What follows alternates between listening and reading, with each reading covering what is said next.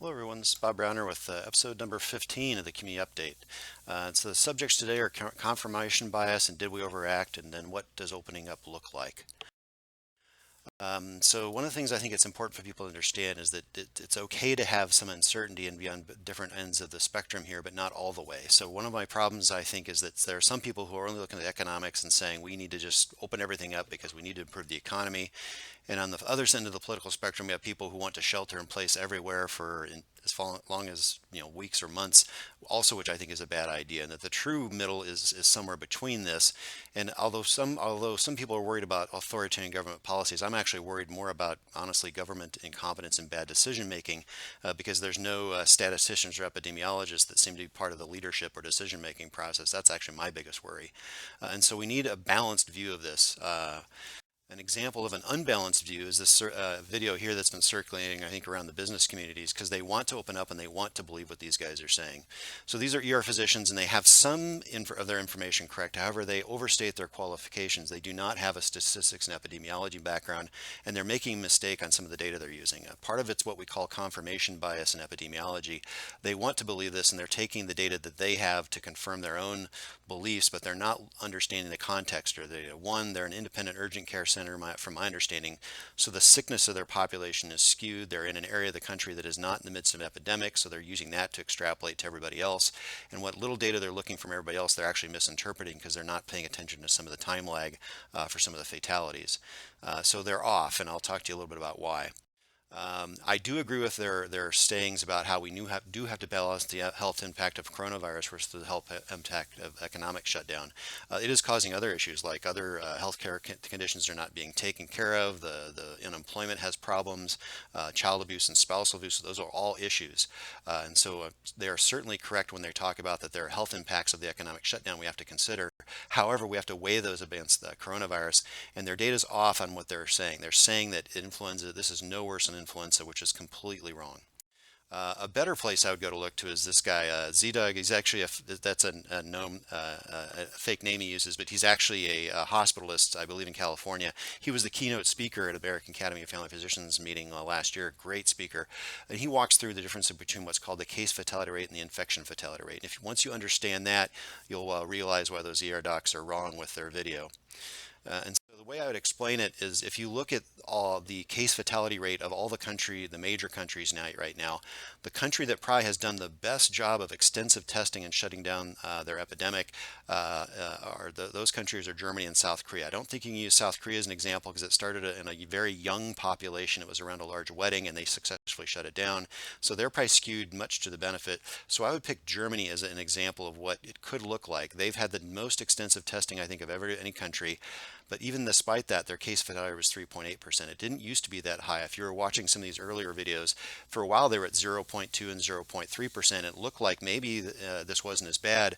The problem that's throwing everybody's projections off so much is the delay in fatalities. This is a weird virus in that going from when you get infected to actually die after being on the ventilator for 10 or 14 days could be 3 to 4 weeks. And so this time lag is messing up all the projections. And so the case fatality rate is 3.8%. Now that's not the true infection fatality rate, which is the video that I hope you'll watch. And the reason the infection fatality rate is different is because it's identified cases versus all cases. Case fatality is all the identified cases. However, even in Germany with their extensive testing, they've probably not identified everybody. So you need to add the unidentified cases, which is kind of hard to do, of course. So the case fatality rate is probably not 3.8%. Maybe it's only half, say 1.9%. But this is the upper bound. It could be this bad, actually. On the other end, you can actually use New York City's data right now to extrapolate what the floor would be. So essentially, we already know what the death rate is. The case fatality rate is probably excess of reality because they just haven't had enough time to test everybody yet. So the unidentified cases are probably far bigger than the identified cases. But even if you assumed 100% of the New York was infected, their infection fatality rate is at least 0.21%, which doesn't sound like a lot, but you have to remember the deaths are still climbing, so it's probably quite a bit higher than that. So the true infection fatality rate is probably in the 0.5 to 1%. This is what most experts still believe, and including James Lawler from UNMC, who I talked to just a couple hours ago. The party line, most people think the true infection fatality rate is going to be in the half to 1% range. Well, what does that look like? So keep in mind what the ER docs were talking about in that video is they said, oh, it's no worse than the actual influenza. Annual influenza death rate for the last 10 years in the United States has been 12 to 61,000. If we use that minimum rosiest best case scenario ever of New York City by letting it rip through a population, that means in the United States we'd have 675,000 fatalities, 10 times worse than influenza. Most experts don't think that's the correct number. They think it's higher. It's up in the half to 1%. That is actually 20 or more times higher than the actual death rate for influenza. So this is coronavirus is much worse than that. So do not believe the hype about, oh, this is not just as bad as influenza. This is much worse than influenza. The important thing, though, is that, well, it could actually be worse. I hope it's not worse. I think if you use half to 1%, just in the state of Nebraska, we're talking somewhere between 10 and 20,000 deaths. What we need to keep in mind, though, is this death rate is not inevitable. We actually could impact. There's a couple ways we could impact that. By delaying things for a couple months, we could have much better treatments. So the true fatality rate, instead of being 10 to 20,000, could be half of that, just because we better get better treatments online. And that's why we need to delay things for a few more months yet, because there are some potential things coming online. So, for example, ICU doctors are already figuring better ways of ventilating patients, better ways of treating them. We're already in the midst of a study already, and even including Lincoln, Nebraska, around things like the convalescent serum. We could decrease that fatality rate by a lot. Right now, the latest case series I've seen showed that the people ending up on a ventilator, only 30% survive. That's not very optimistic, but if we had a couple tweaks and a few tricks up our sleeve, our ICU doctors could take that survival rate from 30% to 80%, which would cut the number of fatalities by 2/3. So we shouldn't give up that.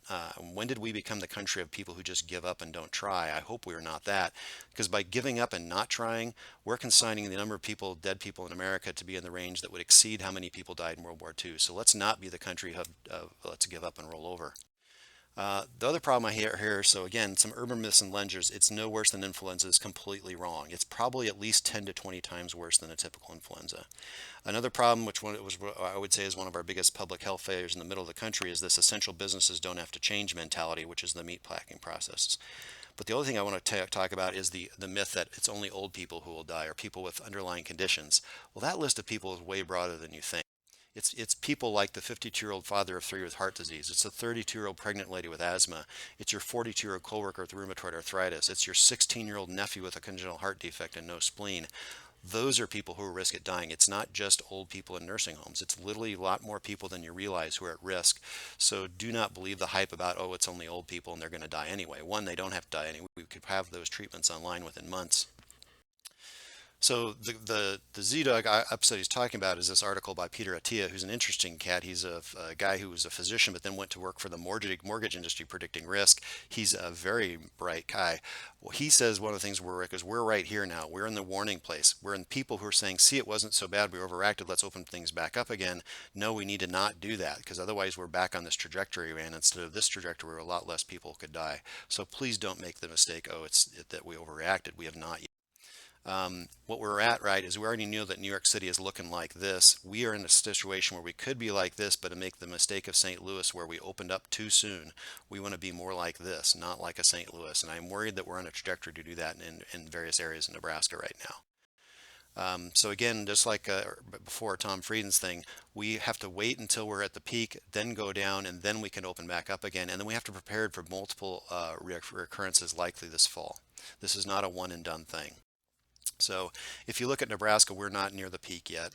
This was just over the last few days. Here's the drop here because it was Sunday. Well, people aren't always recording all their cases on a Sunday, and the turnaround time isn't there yet.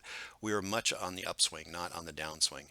And as Anthony Fauci has said, if it looks like you're overacting, you're probably doing the right thing. And I think that's where we are right now. So it's not the time to just let up prematurely. Also, there's this RT website. I think it's pretty legit. We've basically been hovering between first and third worst as far as our infection rates increasing. So this is not the time to let up in Nebraska. Again, we do not want to make this mistake right now. This is the most critical time to not be making a mistake. We had a chance to actually do it much better. Like I said last time, we were doing really well, but unfortunately we made the meat packing plant problem. We forgot about that. We told them they were essential businesses, and from everything I've talked to for the physicians who work in those communities and what their patients are telling them is they did not make the changes they need to make. And so we had what I would call a public health failure in Nebraska. The core core pieces of a health department, number one is assurance. And an example would be restaurant inspections to prevent foodborne illness, where we train people on how to handle food. We do random inspections to make sure they're doing the right thing. Unfortunately, it does not appear that anybody went out to the meat packing plants to make sure they were doing the right thing. And we've heard many stories of people, for example, checking people in, checking their temperatures, but not even wearing a mask. The other thing with public health is assessment. Now, part of the problem is, of course, we don't have enough testing, so we weren't able to do the adequate amount of testing, although we're getting better, although we still have a disorganized approach, which was frustrating me. The next is policy development. How should essential businesses respond? And I think before we start opening up and doing our soft openings, we need a better communication education about what that actually looks like. We want to avoid the mistakes of the past. We had multiple physicians across the state warning people, and now mostly right obviously in Crete. We were physicians and communities warning our health departments 2 weeks ago about Crete being a hotspot, which it seems to be right now. We avoided this. So when to reopen? One is the state needs to test all the people with symptoms and probably even asymptomatic people. We're still not quite there, although we're getting close. We have to have a sustained reduction for 14 days. We still don't have that. Hospitals are restocking, but clinics are not. So just because the hospitals are restocked doesn't mean the clinics are. And people keep forgetting to check with the clinics and the surgery centers. Have they been restocked? And the answer is no, they've not. Another thing is, can the state create an active monitoring system? And this still is not in place. The planning has not taken place, and they're excluding key people who need to be part of this. As I've talked before, we need the public health to be part of this, but we also need primary care clinics and the school nurses to be involved. None of these meetings have occurred yet, and this needs to happen as soon as possible. So again, we do need to have a balanced approach. It's not all about a coronavirus. We do have to worry about the economic fallout of this, but we also need to have better numbers so that we can make sure that we are making the right calculation. And so the health impact of coronavirus, because these numbers are so broad, this health impact of coronavirus based on current estimates can vary tenfold. So how do we know if this is very light versus very heavy so we can outweigh this? We don't know that yet. Also, we have, governors are going to have to make really tough calculations. This should also be an open and transparent process. And my biggest fear right now is when I see the conferences out there, I do not see any public health professionals on the stage except for occasional health conferences. So this group to open up, where is the epidemiologist? Where's James Lawler on that panel? Where is Ali Khan on that panel? I'm not seeing that. People don't trust politicians right now, and that's why you need people like an Anthony Fauci at every press conference. Who is our equivalent of Anthony Fauci that's in every press conference at the mayoral level or at the governor level? That's, I think, one of our biggest thing missing, because we need that so that people trust the information that's being given. Again, we also need to delay things because I think we're getting close on a few things. Convalescent plasma could decrease that fatality rate dramatically so that we could have people ending up in ventilators where only 30% vibe. We could increase that to 60 or 80% if this actually works. We need to buy ourselves some time. So what does a soft opening look like? Number one is wear a mask when you're out. This is me at the grocery store, and I see businesses that are actually doing the right thing. So I asked this guy at the counter on Saturday, okay, can I take a picture? Because I think your setup is actually good. I was out getting mulch, and again, I don't think we need a stay-at-home order because I think we can go out safely as long as we do the right things. You can see the plexiglass there, the small area where you make your payment. They were wearing a glove when they take your credit card. If you were to look on the floor, they've got mapped out the 6 feet distance. They're only letting two people in the area here. So GA landscaping actually is an example of how to do it right. We need more people doing it right. You need to wear a mask. You need the 6 foot spacing. Outdoors better than indoor, but when you do come indoors, make sure this works. Hand washing stations would also be good because, like I say previously, a lot of this is on your hands. For restaurants, I think we could even get closer to restaurants opening, the ones that have outdoor seating. You could. The question, of course, is where do you go to the bathroom? Well, maybe you could put a porta potty with men and women and hand washing stations in and out. They'd be better ventilated. So I think there are ways to open, but we have to do it right. We do not want to make the mistake, and I think we need to make sure that people are looking at the current models. Last time I talked about making a bet, and that's still the case. So I think this original model was off where it said 50 to 180. That was based on old data. At best, it's going to be Grand Island and probably Crete or Lexington. So my bet stands. Any public official or any business official who doesn't think this is the real deal, I will bet them $10,000 that 50 to 180 is actually right for Grand Island. I'll also bet them that this other model is saying only 66,000 deaths. I think we'll be past that by 7 more days. I think we'll be well over 100,000 by the time the summer hits. We'll be well over an influenza. So if you want to believe the 2 ER docs. I will bet you that in Grand Island at least we'll have 50 to 180 deaths, and I'll bet you that the deaths across the United States are far worse than influenza, over 100,000 by this summer. And if I lose, I will donate $10,000 to the charity of your choice. And if you win, you'll have to do it. And if I win, you'll have to do it $10,000 to charity of my choice. So that bet's out there. If anybody wants to make it, I stand by these numbers. Hopefully this is helpful to you. These are, again, like I said previously, these are not necessarily the opinions of my organizations I work with, but this is where I work so you know kind of what I do for a living. I am a chief medical officer of a 22 clinic ACO. I run a nonprofit that works on CDC grants. I'm an elected official for the school board, and I represent them on Nebraska Association of School Boards. So hopefully these are helpful to you, and I'll probably keep recording another one in another 3 to 4 days.